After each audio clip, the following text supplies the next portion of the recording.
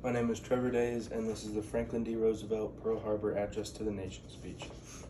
Yesterday, December 7th, 1941, a date which will live in infamy, the United States of America was suddenly and deliberately attacked by naval and air forces of the Empire of Japan.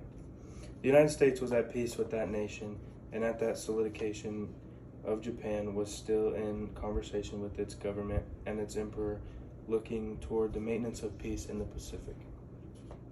Indeed, 1 hour after Japan air squadrons had commenced bombing in the American island of Oahu, the Japanese ambassador to the United States and his colleague delivered to our Secretary of State and formal reply to a recent American message, and while this reply stated that it seemed useless to continue the existing diplomatic negotiations, it contained no threat or hint of war or armed attack.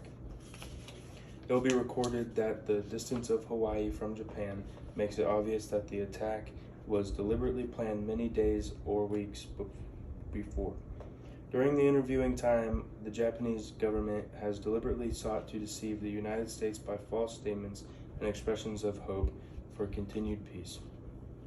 The attack yesterday on the Hawaiian Islands has caused severe damage to American naval and military forces.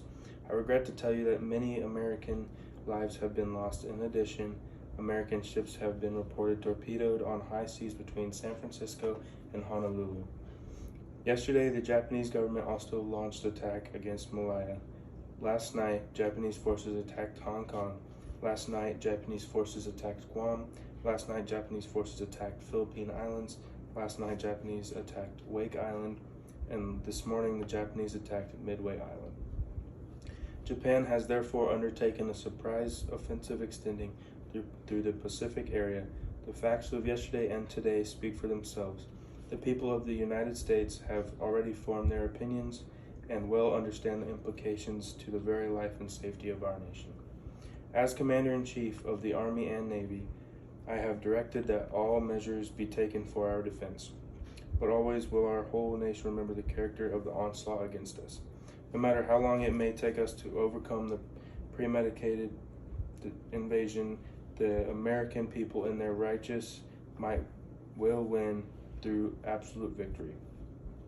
I believe that I interpret the will of the Congress and of people when I assert that we will not only defend ourselves to the uttermost, but will make it very certain that this form of treachery shall never endanger us again. Hostilities exist. There is no blinking at the fact that our people, our territory, and our interests are in grave danger.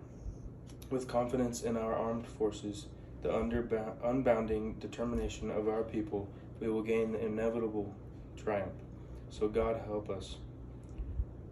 I ask the Congress declare that since the unprovoked and dastardly attack by Japan on Sunday, December 7th, 1941, a state of war has existed between the United States and the Japanese Empire.